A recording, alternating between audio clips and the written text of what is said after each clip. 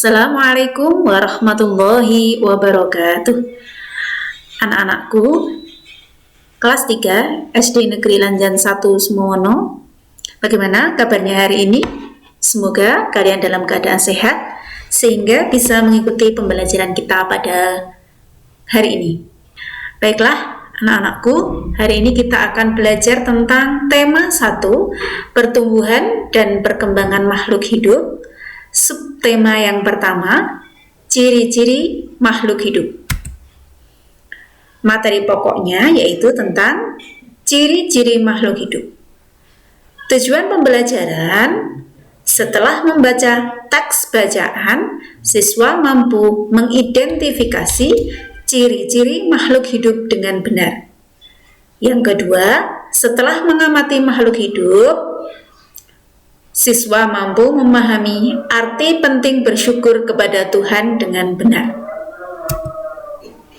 Nah, anak-anakku, yuk kita mengamati gambar berikut, yaitu benda-benda yang ada di sekitar kita. Di sini ada sepeda, kemudian anak-anak, kemudian ayunan, ada pohon, kursi, bunga, perosotan, dan burung.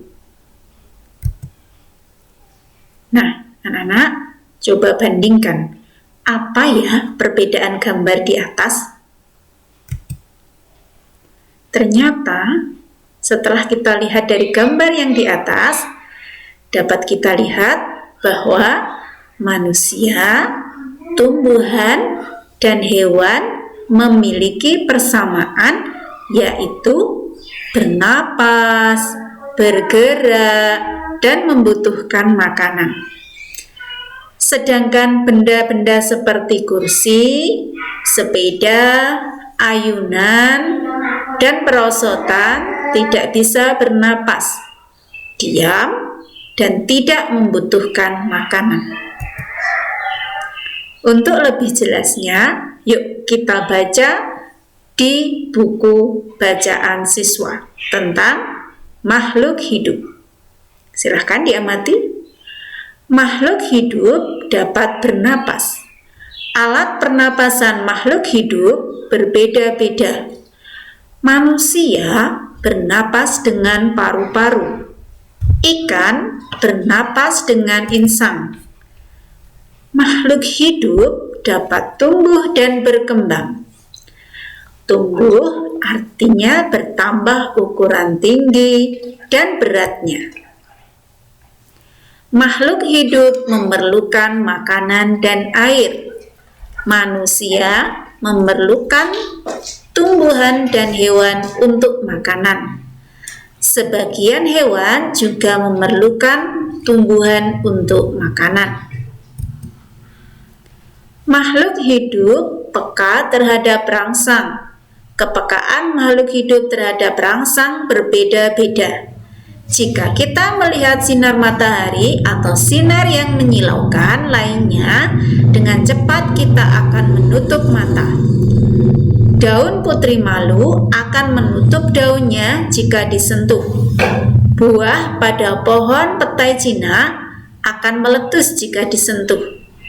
Landak dan kaki seribu akan menggulung badannya jika mendapatkan sentuhan. Setelah membaca teks bacaan, mari kita simpulkan anak-anak. Ternyata ciri-ciri makhluk hidup yaitu bernapas, bergerak, mengalami pertumbuhan, memerlukan makanan dan minuman, serta peka terhadap sentuhan atau rangsangan. Nah, setelah mempelajari teks di atas, tugas kalian adalah, silakan disimak, dibuka di buku siswanya. Tugas siswa di LKPD, amati gambar di atas, kemudian tulislah kegiatan sesuai gambar yang berkaitan dengan ciri-ciri makhluk hidup dengan mengisi tabel berikut. Perhatikan contohnya. gambar di atas tadi, ciri-ciri makhluk hidup, tumbuhan memerlukan air.